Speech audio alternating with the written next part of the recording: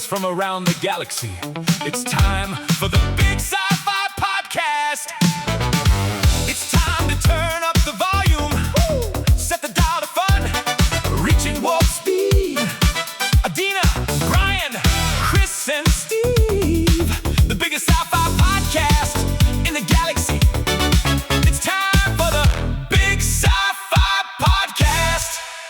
Hello and welcome back to the Big Sci-Fi Podcast, where we talk all things sci-fi. On this show, we get nerdy, we get spicy, and sometimes we laugh hysterically. Today, we're looking at the Nicholas Meyer sci-fi classic time travel film where the hero time travels to the 1980s San Francisco, meets a love interest, and then travels back to their home time with the love interest. If you guessed Star Trek IV: The Voyage Home, which Meyer has a writing credit, you'd be wrong. Today, we're actually talking about the 1979 classic Time After Time, where H.G. Wells faces off against Jack the Ripper in then modern-day San Francisco. To help me analyze this film in excruciating detail and hopefully funny detail are my usual friends, Adeena Mignona. Hi, everybody. And I already have a comment on your comparison to Star Trek 4. Oh, my gosh. I'm dying. I get it. She's not actually a love interest, but it fits the joke. Thank you. Yeah. Yes, no, I recognize that. I figured, I was like, should I mention this ahead of time before Adeena comment on it? Because I knew you'd probably point that out, that she's not actually a love interest. Yep. And who else? Oh, sorry, I lost my train of thought. And Steve Merkin is also here. Unfortunately, Brian Donahue was off time traveling to the 1800s, but he'll be back sometime very, very soon. So with all that out of the way and that little nitpick, yes, I recognize that she's not a love interest. And I will say, I think that was very smart that he kind of flirts with her at the end. And then she says, I'm trying to remember what she says. She says, don't worry, see you around the galaxy. I'll find you. Yeah, I'll find you. Yes. Yeah. Yes. Around the galaxy. That's perfect. Yes. But yeah, so just to get right into it, when was the first time you saw Time After Time? This past week, preparing for this discussion. Really? You've never seen it before? And here's the weirder thing is I don't even know if I was aware of this movie until we read Nick Meyer's autobiography. Uh-huh. I might have heard of it, but I never processed it. And I never really thought, I don't know. And I'm a little shocked because this has a making of like a cult, favorite kind of movie. And so I'm surprised that I didn't really know this movie before this week. Yeah. I have to say, I'm in the same boat. I watched this yesterday, actually, as a matter of fact, for the first time. And it wasn't really until listening to the Nicholas Meyer A View from the Bridge that I was like, oh, Time After Time. That sounds really cool. I remember hearing about this some other place, but I'm not sure where. So I think it was really just the book that kind of made me go, oh, I need to watch this. And yeah, you're right, Adeena. It feels like this is a cult classic. Like it has a lot of the makings of it, of a cult classic. Okay. I saw it in the theater when it came out. Well, that's because you're a little older than us. I'm just a little older, yeah. But that's okay. I mean, the point is that I saw it then. I thought it was wonderful, not even knowing anything about Nicholas Meyer or where he would go on to doing Wrath of Khan and Star Trek VI and so on, and not even knowing or remembering that it had anything to do with some prior television movies, which were really famous. And seeing it again reminded me just what charming a film this is, that the characters are so likable. And it also reminds me how much I dislike the 1970s with all the disco and the wide lapel. You don't like disco? Okay. I'm sorry. When David Warner's in his denim vest, denim pants, black shirt on, I'm going, oh my God, he's ready for the disco. And then he wears the white suit.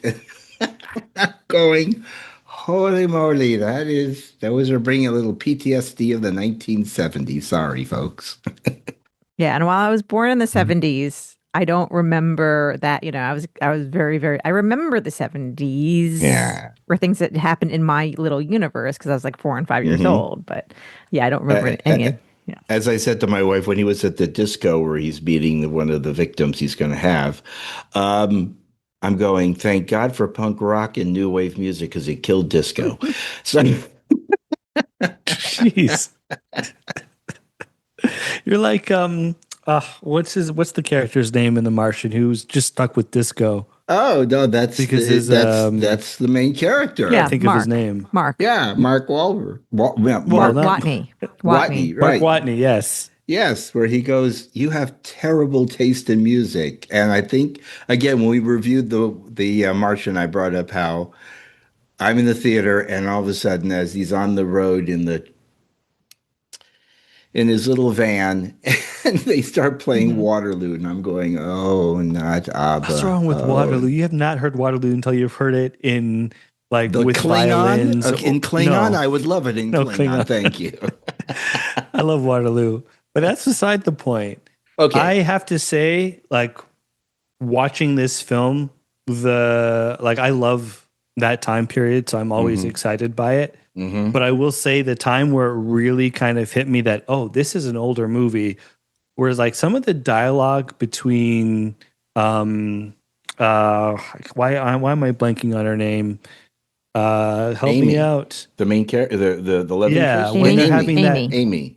Amy and they're having that Robinson. Amy and HG are Robbins. having that. Amy Robbins. Robbins? Okay, I'm sorry. Yes.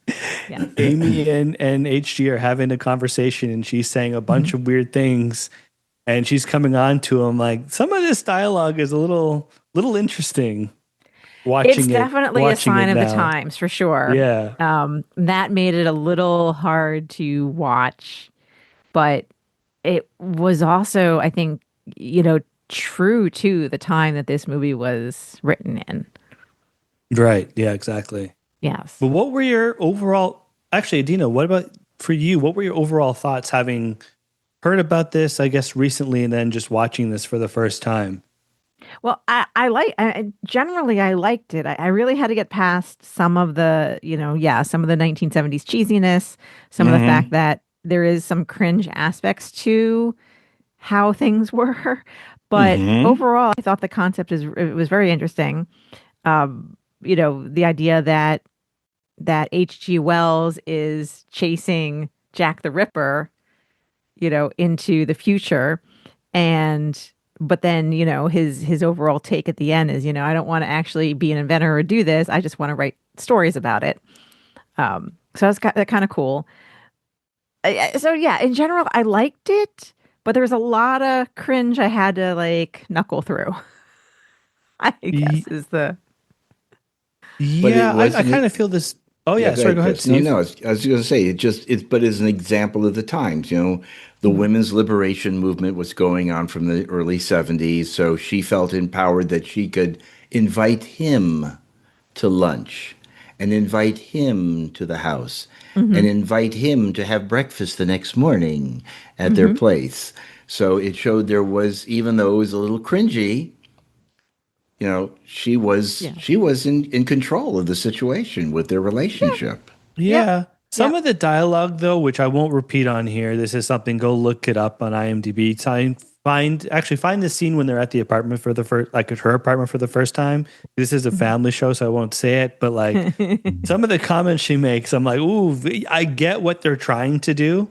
And I feel like if it was made now, they could still convey the same idea without that kind of language. But again, that's just more of the time than it is. What was like interesting though was how respectful the H.G. Wells character was. Like, Yes. he was A coming, true gentleman. He was a yes, gentleman. Yes, he was. That I appreciated yeah, and thought was exactly. interesting because there's no reason that he had to be. But yeah, so I thought that was actually really. I liked that part and it made him more likable for sure.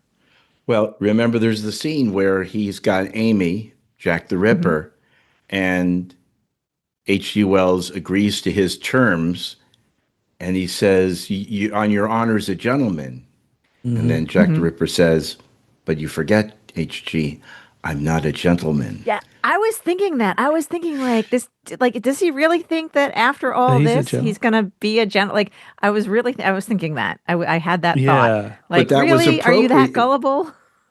But he was that much of a gentleman that he expected him to act in the same way, that they went in the same circle, that they were friends before he learned that he was slicing Right. women to pieces. Right.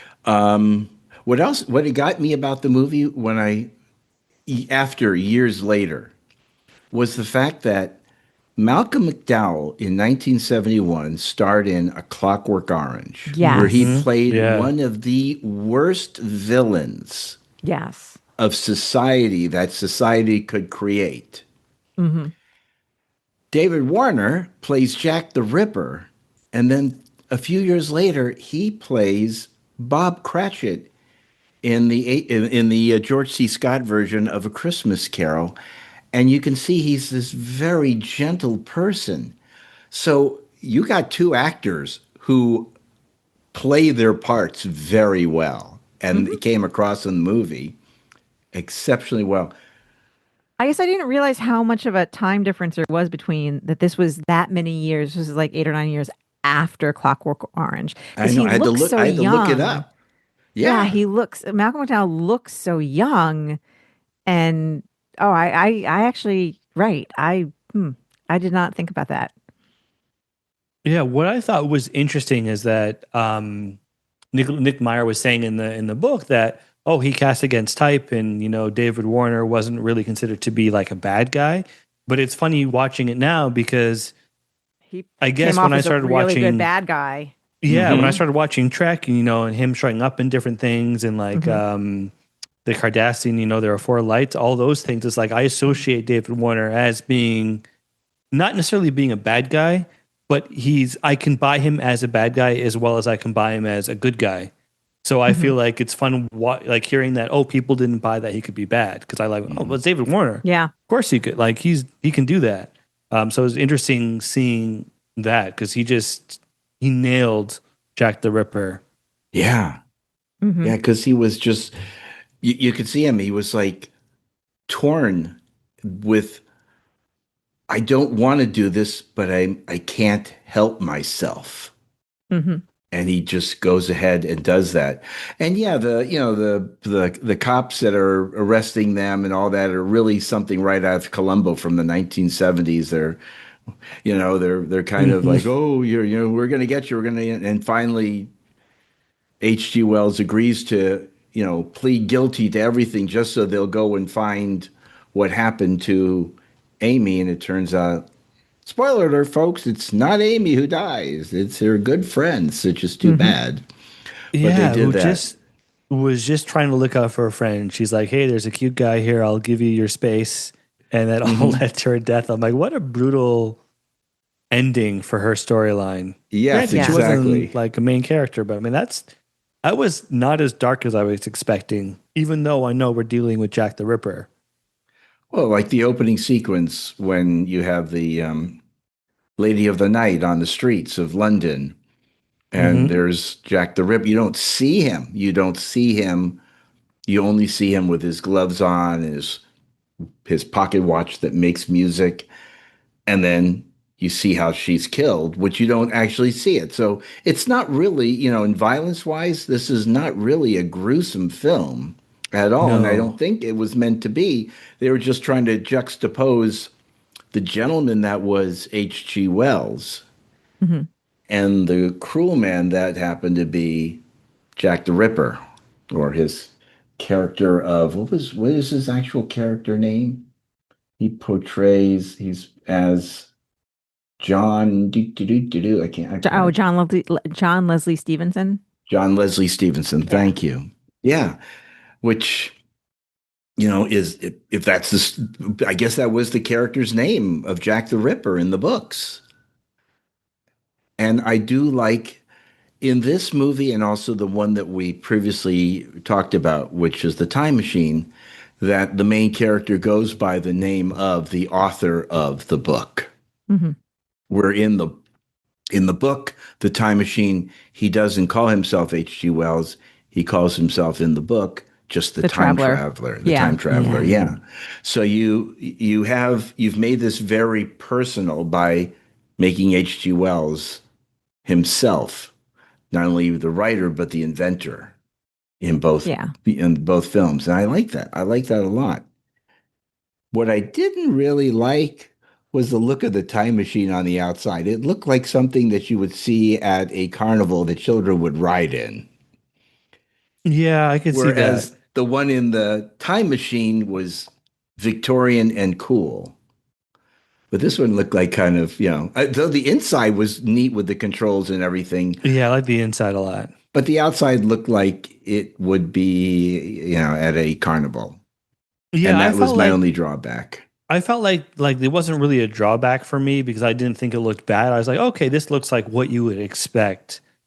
I think the thing that I found interesting is obviously I'm comparing it to The Voyage Home, but also a lot of Back to the Future. And I think having the time machine in Back to the Future be a DeLorean and having it move obviously changes the story completely. But I liked the fact that the time machine moved, and I felt like I was missing some of that movement, even though obviously this is a very different story in H.G. Wells. And so I get why they did it. But I was like, okay, kind of like almost going back and watching Back to the Future multiple times first and then seeing this. I'm like, okay, interesting.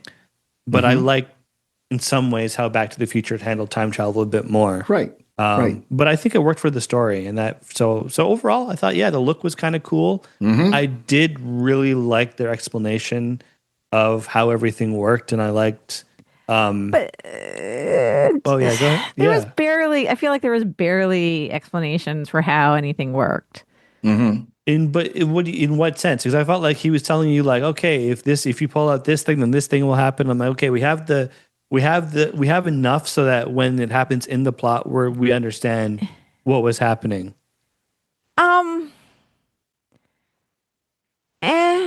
I mean, okay, yes. There is the piece that Amy pulls out from the time machine, and he's like, oh no, for the machine to work, that has to be in. So that's clearly like foreshadowing later. That's what he uses to pull out but we have no idea what it actually, we don't know what the piece does. Just the piece needs it inserted to function correctly, and that's it.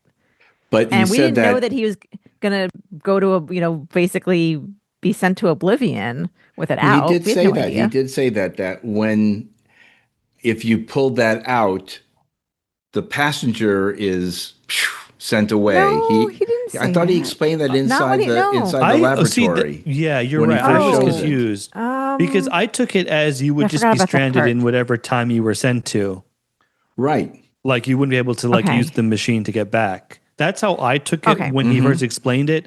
But then when he's like, you're going off to infinity or something, I'm like, oh, wow. So that's completely different than how I And to be fair, I watched this movie in two settings or two evenings.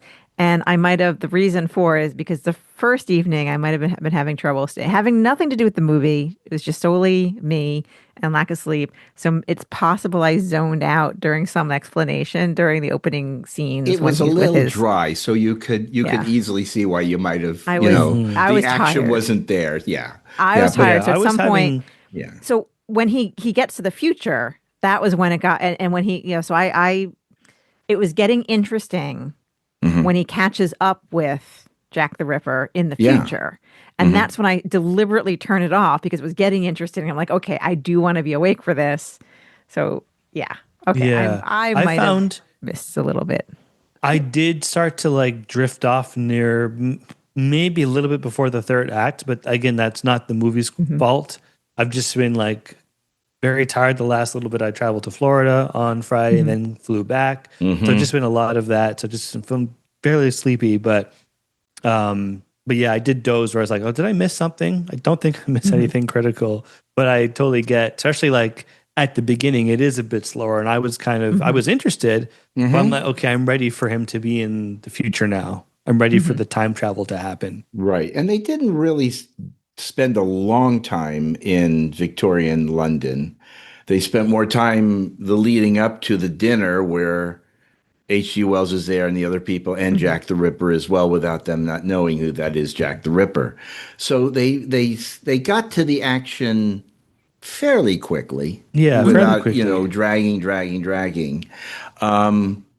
And there had to be some explanation at the beginning of the film to qualify why things are going to happen later on. Again, the whole bit with the key that comes out on the outside, the red key that's on the inside, which actually goes back to the original story where there are control devices. There's a control lever that turns it on or off, and you have to have that with you, or it has to be inserted into the machine to make it work.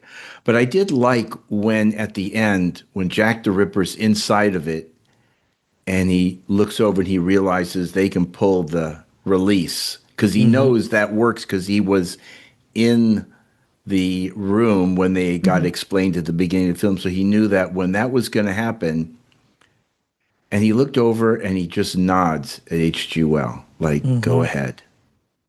I like that. Those are the little touches in this film that are really so very, very good. Those little acting touches, or when he's in the McDonald's. Palm freeze. Yes, Yeah. that was when he's exploring 1979. That was really cute. Yeah. And he's just coming across as like a kook. And again, I don't know why they chose San Francisco, but I feel like that's an appropriate location, like between either San Francisco or New York. Those are the two places that you Yeah, could I be can like see that. at a place, and people are not going to really bat an eye at you. They'll be like, okay, Well, he's had a little too much to drink. and they were not Might going be to on an go and acid shoot trip. location in London on a budget of the Yeah. film. So they had to shoot, and actually there were some shots that were shot in Los Angeles where there's a chase scene where they're running up and down stairs and scenes like that. I believe that was in Dill Century. found this she was hysterical when she was watching like the chase scene. She actually loved the movie and was really surprised at how much she liked it, but she said the chase scene she just couldn't take seriously. Yeah. I agree with that. Because like it made no sense. It really made no sense. You're up on this bridge. I'm down on that bridge. You're over here. I'm over there. And how are they like all right. actually keeping line on sight of each other? The dude, Jack the Ripper should have easily been able to get away. Like, that went on too long. That went on way too long. You got to remember that TV shows in the 1970s were built purely on there had to be a chase scene sometime where Mannix was going to be driving his car and trying to chase somebody and just to fill airtime, So it's kind of like you had to have that chase to fill some of the airtime of the movie. But that's okay. It's okay. It's like the whole thing of him going from bank to bank to bank to bank to try to find out if he exchanged the money. And then, of course, where does he go to? The Bank of London. Dun, dun, dun, dun, dun, dun, dun, dun, dun. I know. That was a little funny too, especially because there were other places. And again, the fact that I was very confused about like, why is he even exchanging money? Dude's a criminal. Like there to basically murder women. Like, wouldn't he steal their money too? Did Jack the Ripper not steal? Like, but he was still somewhat of a gentleman, I guess. No, he was not. He was he's killing people. He's not a gentleman. He still obeyed by certain rules of etiquette, which is you exchange the currency. What I did like was H.G. Wells taking the jewelry with him because he had to trade. He didn't know what the future was going to be like and if there was going to be currency. So he took along something that he would trade with the local natives. Yes. Well, that was interesting. Yes, that was kind of like, that scene of him getting ready to jump, like finally taking the leap and getting ready to jump to the future was a little cute. Yeah, I like that because of the thought there. Yeah. And then, of course, the very significant scene where he goes to the jewelry store and he's dealing with the jeweler and they show his forearm. And you see the tattoos on there. So you know that this guy was a jeweler who survived Auschwitz. And actually, the truth is, I knew a jeweler here in Los Angeles, and he had those tattoos on his arm. And I asked him, I said, "How did you survive, World War II?" He goes, German generals and their wives loved jewelry, and I made jewelry, so they kept me alive." So that scene really was it was just a little thing, but it Mm-hmm. really it kind of resonated in the story, Mm-hmm. about, and that the fact that the man would not give him money in exchange because he didn't have proper ID, which is correct. So that Mm-hmm. was kind of Mm-hmm. interesting. But then he goes to the pawn shop, and takes Pays whatever over. he can for it. Right. Right. Yeah. I mean, that was all made sense and was Uh-huh. believable to me. No, but like Jack the Ripper going into banks to exchange money, going into a bank to exchange money, that was, I thought, a little, I Yeah, don't that know. Maybe was. it was easy, right? I guess. Hmm. I don't But know. I don't know. Yeah, it's weird. He could just like kill whoever he's going to kill anyways, and then just take their money. But it's like, yeah, why go to all that trouble? You don't Right. care about society. But he You're not Right. chooses like, his victims yeah, because they're women, and they're women who are in the worst situation. They're prostitutes. And yeah. so So then, Yeah. someone like that so doesn't seem like someone that I should only go exchange my money. I but I can't steal it. that was Goodness the gracious, I great can't steal money. juxtaposing of his character, that he was horrible murderer, but still he obeyed by certain rules of It's just etiquette and so society. on. Hmm. I love that. Yeah. Okay, Yeah, of go course, ahead. I mention at the top, but I just loved some of those scenes because I'm like, Star Trek 4, it's like Kirk getting his glasses or exchanging Mm-hmm. it. And the Mm-hmm. classic, how much this is, I'll give you $100. Is that a lot? And then Wells not really knowing, is this a lot of money? Like when he gets the Mm-hmm. 25, but they're like, oh, we can give you $25. He's like, oh, and I can't tell if Wells was like, that's a lot of money or too little. He had no reference But point because he lived yeah. in England, so he didn't know Mhm. what the value of money was in the United States, and specifically in 1979, what the value of money was. So those are the neat details in this film that Mr. Nicholas Myers put into it, and of course, making H.G. Wells' Sherlock Holmes harkens back to one of his earlier films he Hmm. wrote, which was The Mhm. 7% Solution. Is that right? I Yeah. think that was the name. Yeah. Yeah. Where he deals with Sherlock Holmes, and he has his great love for Sherlock Holmes from reading his wonderful book that we all enjoyed. Yeah, no, I Um, like the fact that he brought up Sherlock Holmes, and even Dill, I think, like was like, wait, Sherlock Holmes, and she's like, oh yeah, I forgot that I was around that long ago, so H.G. Wells would have been aware of Sherlock mhm. Holmes. I don't know when the book started to come out, but it's interesting that just like, oh yeah, of course, it's like something so iconic to us, but it's also iconic to them that H.G. would even, or that Jack would be like, oh, you're Sherlock Holmes, yada yada yada. Hmm. Yeah, or even when he's arrested and the police ask him, "What's your name?" "I'm Sherlock Holmes," and they go, "Oh," and they know right now, okay, the guy's he's either insane or Yeah, he's just flat out lying to us, because we all know who Sherlock Holmes is, and it's just a exactly. fictional character. So you're just hiding your reality or your identity from us. Hmm. Yeah. How did you Um, feel? Oh yeah, sorry. Go ahead, Steve. Now I was going to say, one of the things we always like to talk about is the music. Yeah, What I did you think thought of the soundtrack? I would have to listen to it again because it always takes me a couple of watches to like really pick up the soundtrack. But I have to say the score was not something that stood out to me on my first watch. Yeah. Again, I'd have to probably rewatch it and listen to the score, maybe even just listen to it on YouTube or something by itself. But for me, the score didn't really jump out too much. It I'm going to say was something similar. I didn't, after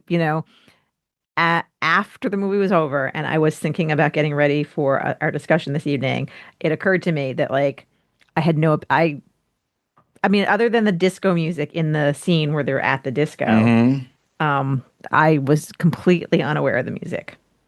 uh, it lists, there was times where it was overly dramatic and over the Hmm. top.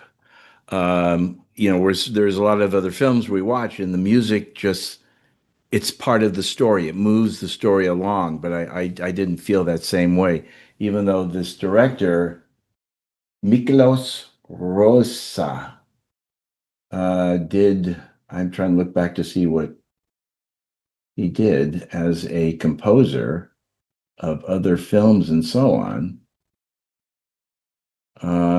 Can't find anything. Huh? Hmm. Wikipedia. Oh. King of Kings. He did Ben-Hur.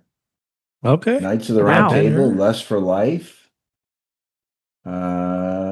Yeah. So he did some really Julius Caesar, and yeah. So he did a lot of big films.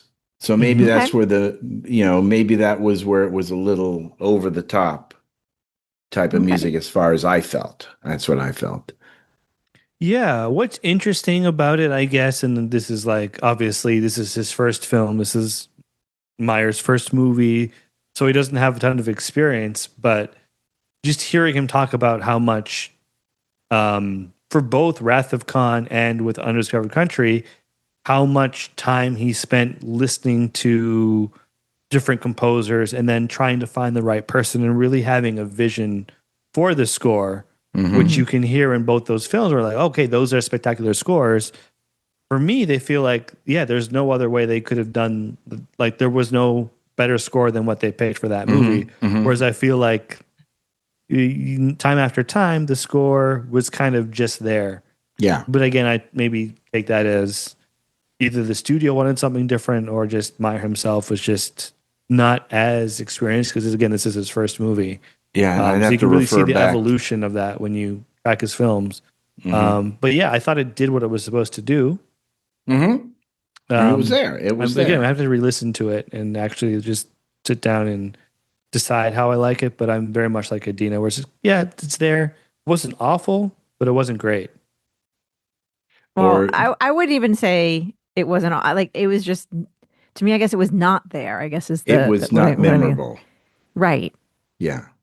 So Which- It was, yes. sorry, say it again. It was not horrible or, No, Well, memorable. it was not memorable. yeah, Yeah. That's really the key. Yeah. yeah, exactly. And so I don't know We're- if that's good or bad.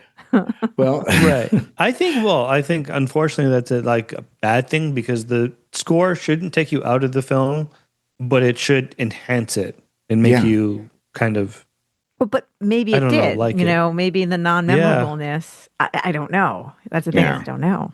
Okay. yeah. Yeah, It's a good because point. there are other films we've reviewed and talked about where the music was just like wow, it really made an impact. It really set the tone for the film and the emotion and all that. And yeah, and yeah, the disco music. Sorry.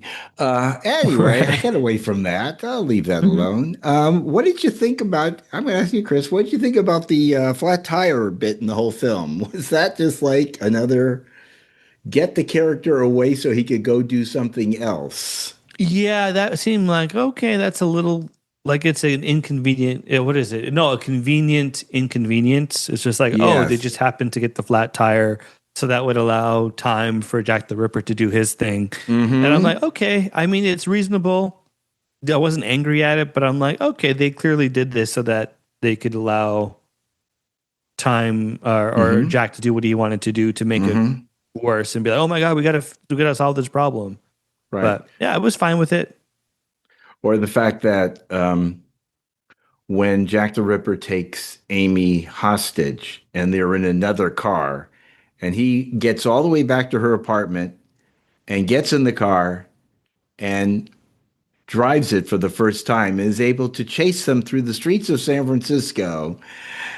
Yeah. Well, that's okay. We've far-fetched. seen. He's a scientist and he was observing it pretty closely, so I can kind of buy it, but I don't know. I buy that one more than there. I feel like we've seen countless shows, movies where someone gets in like a spaceship and can like Right. instantly fly the spaceship. This one was, I think, a little more believable because of what you were saying. He was deliberately kind of like studying it. He was like very much focused on studying it. Yeah, they did do that. Yes. He said, "Oh, so you put the key in here, and Yeah. you pull this lever into, and you release this, and you step on this." So yes, he did get an education. The fact that he was able to keep up with her in the car, and was Well, able to that's- catch up to them was just, they had to get that out of the way. They had to make it Yeah. happen. But that was the same problem as the chase scene, like that chase scene on foot. Like Right, they should, right. he should, yeah, that was kind of ridiculous. Yeah. How did you feel about the time travel effect, like the sequence of of H.G. Wells going through time and seeing like all like the 2001-esque colors, and then hearing the radio of all like just radio, I guess, broadcasts of all things that have happened. How did you feel about that? Eh. Yeah. Yeah. It was Okay. it was kind of like in the time machine where you watch the mannequin's clothing change, you know? That was more interest. That was way more interesting. Yeah. So Yeah. again, they were using audio, you know, he's going through time, he's, you know, but he wouldn't hear these things. So it was only done for our effect as to know that he was moving through 70, 80 years from the time that he left till when he arrived. And then he went, you know, that all these things happened Okay. I in took our that as past he was history. also hearing it. I don't know why he would have been, but in my head I was like, oh, okay, so I guess somehow he's picking up those transmissions. But yeah, I guess it makes more sense if it's just for the audience to know, oh, okay, here's how far he's traveling. Even though you would know how far he traveled by the time he gets there. But yeah, I thought it was interesting. I did like that it reminded me a bit of the 2001 ending and how weird that is. It was, I don't know if it was as weird or less weird than the floating faces of Voyage Home, but because that whole sequence is also very strange. Yes. So I was like, you know what? I'd buy it. It's time travel. Oh yeah, I forgot Yeah, that about makes that. sense. That's right. Yes, Yeah. the and the same thing where it's, you know, the negative film look, you know, where they use the Yeah. opposite, you know, they do that to give it kind of a X-ray look to it or whatever. Yeah, and then it looked like they had used leftover prism special effects for when he's going through time, or as the machine is coming to life, and you see the kind of the prism colors that appear, and they use Yeah. that in Star Trek the movie, where you get that prism look in when the Enterprise is moving through space at warp speed. They had, and just Oh, it was interesting. it was I'd have to nice. look. It was nice, but it, you know, I don't know. It didn't really. It wasn't. I don't know. Considering what Star Wars was a few years back and a Yeah. couple of their films, it seemed like they didn't have the budget for that type of effect, so they used whatever they could to make it work well for that particular scene. Yeah. Yeah, it's interesting to think about in that context that just 2 years earlier, Star Wars came out, and so audiences were now expecting grander and better special effects. I think if it had come out before Star Wars, probably people wouldn't have really cared. I don't know how people felt about it at the time, but I Yeah. imagine it comes out before Star Wars, you're like, oh, that's a cool effect. What comes out after, it's like, oh, they did somehow Star Wars did it better. Star But Wars yeah, had I more thought money. it was serviceable. Pardon? Star Wars might have, even at the time, well, it's not true to say that they had more money, but they had more. They were inventing something new, and so they Yeah. had Yeah. yeah. And Yeah, Star exactly. Wars was made on a $10 million budget. Yeah. They do not list what the budget for this film was in the review of it in Wikipedia, but they do say that it earned a massive $13 million at the box office. So in 1979 dollars, I don't know what that really equates to, or how much, you know. I know this film did not cost $10 million to make. So Yeah, I'm I sure think it that did. they- I remember like it did well, and I think Warner Brothers was fairly happy with it, like with the box office, and I think with the reviews. So they were like, That "Oh, was yeah, based this is good." on Nick Meyer's autobiography. Yes. Because Yeah. before it opened, people were not happy. And then Yeah. people liked it. And then Yes. and they were happy. And they're like, Yes, "Okay, yes. cool." The studio execs were not at all. You're right about that. I remember reading that. And then Yeah. the acclaimed had, and he almost wanted to do the "I told you so" dance, you know, Yeah. to the bosses. Well, I was looking at, I popped open the Star Wars Wikipedia page, and you were saying that Time After Time earned $13 million. Again, it's not fair to compare to Star Wars, but Star Wars earned $775 million. Oh, so wow. $10 million budget. Yes. yeah, so I again, not fair to compare, but I guess for some reference point. I don't know what another good what was a good 1978, 77, 78, 79 film. Well, I mean, you look at the other ones. Aliens. You know, Oh, yeah, what did Aliens, yeah. I'm not Aliens, but Alien, which Alien, came yeah. out within a year of this or Yeah. so. Which those effects hold up really well. Like Yes, having just watched exactly. Alien for the first time last year, I was like, wow, these effects Okay, so really Alien, good. Like they hold up.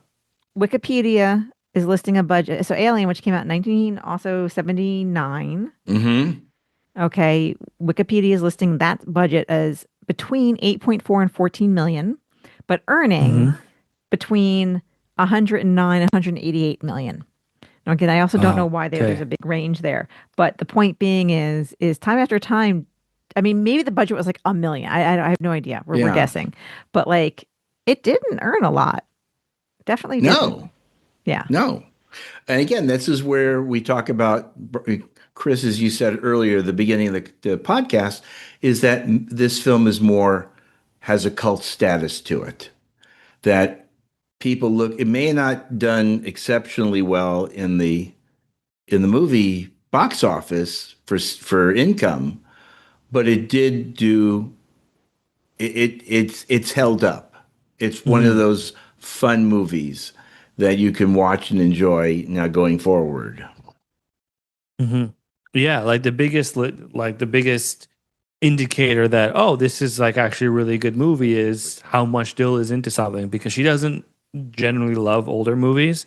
So the fact that she was into it, she did my favorite thing, where like near the very end, and they're trying to get Amy back and all the stuff. She was like grabbing my hand. She was freaking out. So it was just like, okay, good. She's into this.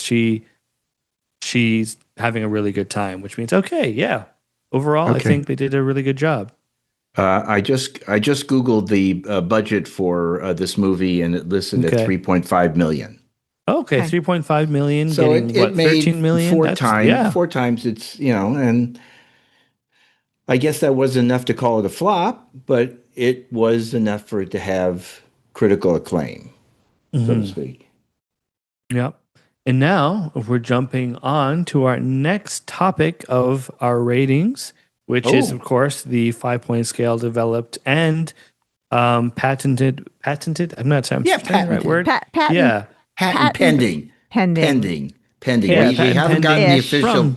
We're still working on waiting for the We're government still to working come on through with the filing. We're still patent. working on Yes, filing. exactly. But this was invented by Brian Donahue. No other podcast or reviewer has ever used the 5-star system except us. But what would you give it on the Brian Donahue 5-star system? Where do we land Who's going on first? this? I'll go first. Who has an answer first? I'll go first. I give this movie a 3.5. 3.5? Yeah, because it's charming, it's enjoyable. Will I watch it again? I would watch it again if we're going to do another podcast about it. But I haven't really thought about it for decades. So it's not one that I'm going to, but watching it again remind me that it was a very enjoyable film with really good acting, mediocre special effects, but that's okay. Because there were a lot of other films we've talked about that had mediocre special effects, and they're really good movies. So and again, as far as cult status goes, for 3.5, I deserves that. Okay, Dean, it's on you now. Yeah, I'm in the somewhere about there in the 3.5 camp territory too, because and I do think for anyone out there who fancies himself a sci-fi aficionado like we do, I think this is worth watching to be just, I don't know, part of that collection. There is nothing like, we see a lot of time travel movies, and there's nothing here that's very revolutionary, right? There's nothing here that's very different, with the exception of I like the amount of time that he spends kind of exploring the future and like all those kind of fun details, that he's like very much out of place. The Stranger in a Strange Land. Yeah. But they didn't do anything remarkable about time traveler, timelines, or nothing really. But it was just kind of cute. The one thing I wanted to say before we started recording today, I just wanted to double check to remember that Nick Meyer did not write or direct Star Trek Generations, which had Malcolm McDowell in it. And the reason why is because there were a couple lines, and I wish I'd written down the exact line he said. But at some point when he's talking to Amy, and he's almost like ranting a little bit about time. This is some point after the point in time where he told her, or he confessed to her that he's from the past. And he's talking about like time. Time is a something, or like it's like a predator. Well, but the thing is, the line in Generations is like, remember when he like, even though Generations isn't really a time travel movie, although they use the Nexus to kind of almost do some timey stuff, right? You know, Malcolm McDowell's character looks at Picard and is like, you know, time is a fire in which we burn. I can't do the accent. Yeah. But that was the thing, is there was a line in this movie that was like eerily had the same feeling. So and those I need to kind watch of that that's again. kind of that scene again. And all the tie back, you know, just the fact that you have Malcolm McDowell and David Warner and the tie into Star Trek there, and then Nicholas Meyer, who wrote and directed this, you know, so there's a lot of Star Trek ties. So much of it, yeah. So I'm going to go with 3.6. 3.6 is what I'm reading. All right. Okay, you know what? I'm going to go with 3.6 as well, because I was somewhere between 3.5 and a 4, because I did like it a lot. But at the same time, I don't know how much I'm going to rewatch it. And like Adeena is saying, I don't think, like, it's a great film. I think it's enjoyable, especially if you are a sci-fi fan. Definitely give it a watch. But it's not doing amazing things for time travel in the way that something like Back to the Future really is like, oh, wow. This is, this is really like defining, not defining time travel, but it's adding its own unique spin to it that's classic. So yeah, I enjoyed it, and it also gave me some Voyage Home vibes, and it just makes sense that Nick Meyer was asked to write all of the present day stuff in the Voyage Home. Because I'm like, oh, I see some similarities there. Considering they take place in San Francisco once again. Yeah, exactly. And I'm going to ratchet my number up to 3.6 because I just remembered something that I really enjoyed. No. I'm going to do it because I remember one thing about the movie that I truly enjoyed was the epilogue at the end. When on the screen it says that H.G. Wells actually did marry an Amy Robbins, and they were together until her death in, what was it? I looked this up here, in 1927. So I did like the fact that he had her. They didn't explain how they met, just that she goes back in time and becomes the woman that he marries. And in the future... And then there's also the Susan B. Anthony thing. Doesn't she become Susan B. Anthony? No. That was a joke because Susan B. Anthony was before H.G. Wells' time. Okay, because I was like, because I thought they said it in the credit, and I maybe misread it. I'm like, oh, they're trying to be cutesy, but So Susan B. Anthony, she was born. So I think of her around like the Civil War or shortly after the Civil War time. So she lived to 1906.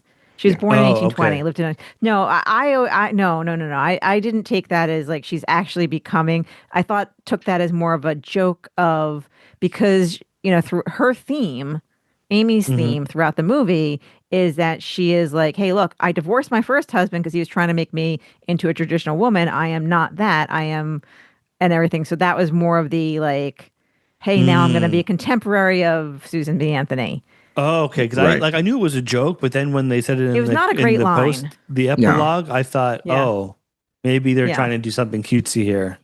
No, and the thing is, I think a better line would have been like, hey, I'm going to go make besties with Susan B. Anthony. Like that would have been, I think, a more appropriate, unless she completely didn't understand what year she was going back to. Right. She just chose a character from the past who was, very early women's liberation of her particular era that Susan B. Anthony did what she could to advance women's place in society. Yeah. And- Susan B. Anthony, she was right. She was a women's rights activist, and she was one of the major like women's suffrage movement people. Yes, so like I said, it makes sense that she would reference her, but not in the like I'm going to become her, because that was like a little weird. Yeah. Mhm. But anyway. Yeah, that thing was a little weird. But Anyway. still, overall, great movie. Thanks for listening. I think that does it for another episode of the Big Sci-Fi Podcast. We had a great discussion as always. And remember, you can find us where you find your favorite podcasts, and we love getting feedback, questions, or even suggestions for future episodes. Thanks so much for listening, and we'll catch you next week. Same place, same time.